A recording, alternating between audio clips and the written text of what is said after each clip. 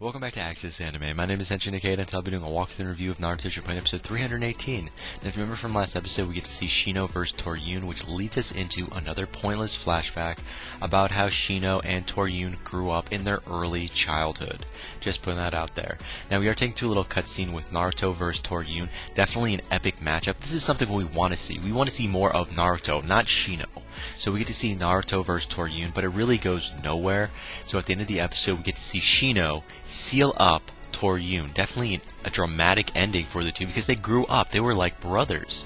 So seeing Shino seal up Toryun was very dramatic in my opinion. Now I should also point out Fu, which is Toryun's partner from the Foundation, is still MIA. We don't know if he's reanimated. We don't know if he's alive and wounded. We have no idea where Fu's at. But again, that's where the episode ends and all my final thought and rating at the end of the clip. So stay tuned. But let's dive right on in. So we open up this episode with Killer B.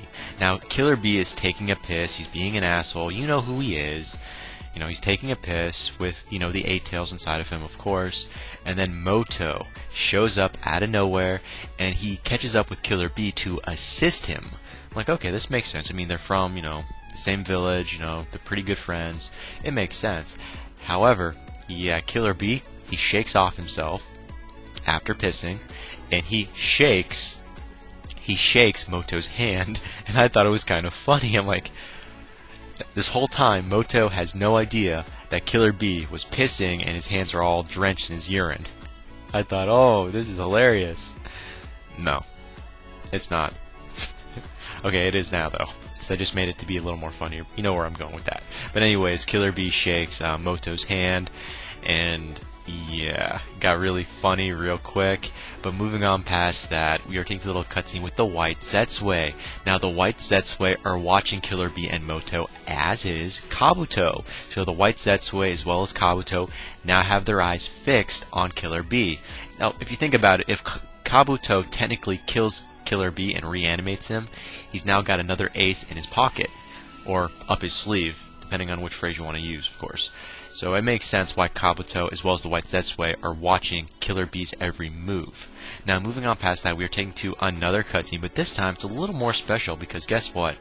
A coffin appears right in front of Killer B. Yeah, a random coffin, it appears, so you definitely know that Kabuto is pulling something out of his ass. What is Kabuto pulling out of his ass? Well, it's a coffin, and inside the coffin is Fukia, which is from the same village as Killer B, of course. Now, Fukia is reanimated, and he's a reanimated Jinkai. And guess what? The 8 tails used to be inside of him, so this is getting pretty damn good. So you've got a former reanimated Jinkai versus a current Jinkai, which is Killer B. Hey, I love the matchup right now, but where is it going? Now, they're talking, they're doing a little light catch-up, if that's what you want to call it. But the 8 tails, while he's talking, or should I say trying to remember what happened to his own past, is trying to remember what happened to Fukia, and apparently the 8 tails, he doesn't remember anything about his rampage. He's like, it's gone blank. He has no idea what happened to Fukia, why he, went on a rampage. I'm like, how could you not remember, leaving Fukia and going on a rampage and killing everyone? I would assume that would be like the first thing on your mind that you'd still remember. That's just me. There's probably a reason. We'll get to that later on. But moving on past that, we are taken to a WTF moment. So we open up this scene with Fukia. Now, Fukia, apparently, he can use the 8 tails chakra. Now, Fukia, he's reanimated. He is no longer a Jinkai user because he no longer has the 8 tails in him. However, he transforms and he's able to use the 8 tails chakra. I was like, what? Are you kidding me? Whoa. Kabuto, what are you hiding from us? There is a secret here that I must have fucking missed.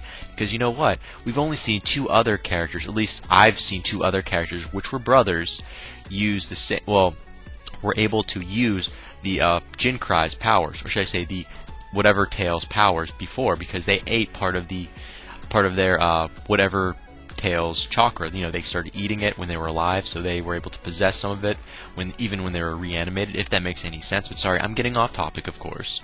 But anyways, this scene we get to see Fukia use the 8 tails chakra. How?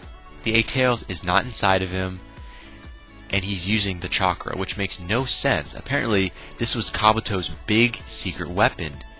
he can reanimate former Jinkai users, and the former Jinkai users can still use their beast, or in this case their whatever tails, chakra. That is one hell of a secret weapon. Why haven't you reanimated more of them? I'm just curious. Maybe he's saving them for a different cutscene or something like that. But you know what? I can't wait to find out. But guess what? It surprises the fuck out of Killer B. And I love it. I love it. I love seeing Killer B caught off guard. He's like, okay, I'm going to man up. I'm going to use my A-Tails. Guess what? Fukia, he uses the A-Tails chakra himself. One-on-one. Hey, I love it. Now, moving on past that, we are taken to another cutscene, but this time it's with the White Zetsu. And they're eliminated left and right. The White Zetsu are being wiped out by Fukia. Really? Fukia. He blindly is trying to kill Killer B because he has no choice, of course. So Fukia is going after Killer B. And apparently he's wiping out the White Zetsu? What the hell? That is a waste of pawns. I know it's, the object is to kill Killer B, resurrect him, and reuse the, the Jinkai and whatnot. But come on. Fukia, you're killing the pawns. I know you have no real control, but it's the White Zetsu. Come on. Numbers speak louder than no numbers, right? And that's the one thing Kabuto had going for him, was the shitload of White Zetsu he had. Now they're just being picked off one by one by Fukia, which I thought was kind of funny. But moving on past that, we are taken to a little flashback between Fukia and Orochimaru.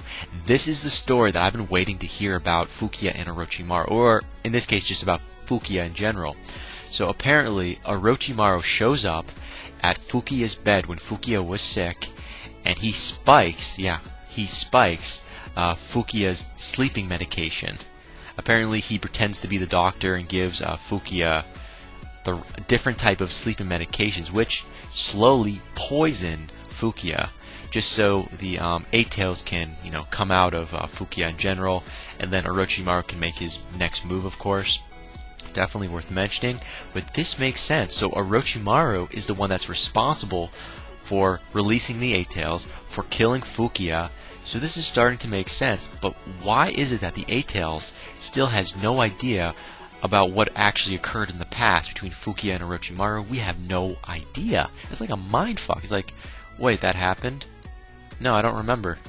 But, sorry, I digress. So, the end result, Orochimaru is the one responsible for killing Fukia, for spiking his sleeping medication, and releasing the A-Tails on Fukia's village. Definitely worth mentioning, and I did not see that coming. I think I might have read this in the manga, but anime-wise, I didn't see this coming, so you know what? Hey, I was thrilled to at least know that much. Now, moving on past that, we're taking a little cutscene with Killer B. Now, Killer B uses his tail beast bomb, if that makes any sense. So, Killer B, he uses his tail beast bomb on Fukia. Yeah, he's reanimated, buddy. Killer B, common sense. Fukia is reanimated. He's not a good guy anymore. He's not taking orders from, Killer B's brother. Fukia is now by himself taking, orders from Kabuto, and he's reanimated. He can re-energize himself when he gets the shit knocked out of him. Come back together, from the dead. Killer B, fucking common sense, man. And guess what? Killer B turns around, runs away. One more time. Killer B turns around, runs away. Love it. Love it, love it, love it. But I should point out, both Killer B and Fukia are using the A-Tails chakra, and they're now transformed into the next level. And it's kind of funny because you see Killer B running away. I'm sorry. Yeah, I actually do find that kind of funny, though, because, Killer B's all full of hot air. You assume he's pretty damn strong, but when it comes to it, not so much. Now, moving on past that, toward the end of the episode, we're taken to another cutscene with Moto. Yeah, where was Moto this whole time? He was running with Killer B, but kind of off in the distance because Killer B tries to, I guess, grab Fukia's attention so Moto can either get away or not take part in this fight. But Moto, out of nowhere, he jumps in and he uses his lightning-style spider web. And I love the title of it, but it's no-go. None whatsoever. So we find out Killer B versus Fukia. That's the end result. Killer B versus Fukia, because Moto's little, diversion didn't work at all. So we see Killer B versus Fukia, and guess what? Fukia, at the end, wasn't defeated by Killer B. However, Fukia starts to disintegrate. He's not sealed, but he just starts to disintegrate, and Kabuto is pissed off. And that's where the episode ends. As for final thoughts, well, I want to throw this in there. Orochimaru, this is his little secret weapon. Now, even though he could resurrect Fukia, the only reason Fukia could actually use the Eight Tails was because when the Eight Tails left Fukia in the past, when Orochimaru, technically killed Fukia, apparently the Eight Tails had a fang or something that fell out, and apparently Orochimaru kept the fang, and he was able to get the DNA or some type of chakra DNA or something from it, and I guess that's how he was able to implement it inside of Fukia when Fukia was resurrected. Or I believe that's what Kabuto did. Either way, that makes a lot of sense, but if that's the case, then if Orochimaru, or in this case Kabuto, tries to resurrect any other former Jinkai users, unless he has pieces of fang or some type of DNA from, the whatever tail beast when they were out of the users, then the chakra is not going to be available to these reanimated shinobi, technically, if you think about it. Unless, of course, these reanimated shinobi were eating the chakra that was part of the tailed beast that were inside of them, like those two brothers from, I believe it was Killer Bee's village. They actually started eating up the chakra, and I guess they have part of it when they were reanimated. That makes sense. So there's probably two ways right now that we know of that reanimated former Jinkai users can use the chakra of their whatever tailed beast. But that's about it. I would be surprised if there's a third way, just putting that out there. And that is it for my final thoughts. Nothing special. I'm not going to jump in there with anything more. Moving on past that, final rating. What is my final rating? 2.5 out of 5. I'm giving this a 2.5 out of 5 because I really was not thrilled with this episode, but we got to see Naruto jump in, we got to see Shino jump in. A little bit of information goes a long way in my opinion. Was it a little dramatic between Shino and Toryun? Hell yes. But we didn't get to know anything about Fu. Where the fuck is Fu? Fu is MIA. That's all I can say about that. But again, final rating, 2.5 out of 5. And that is it for my walkthrough and review of Naruto Shippuden episode 318. Now moving on past that, definitely thumbs up, thumbs down, definitely subscribe, check me out on Twitter, and follow me if you like. Let me know what you thought of this episode, and let me know what you think's going to happen in the next episode that's coming out. But again, guys, that ends for now. I got to hit the bricks, and I got to go. And before I go, I got to say it, and I always say it. You can't stop the access, but you can watch the feed. I'll see you later, guys.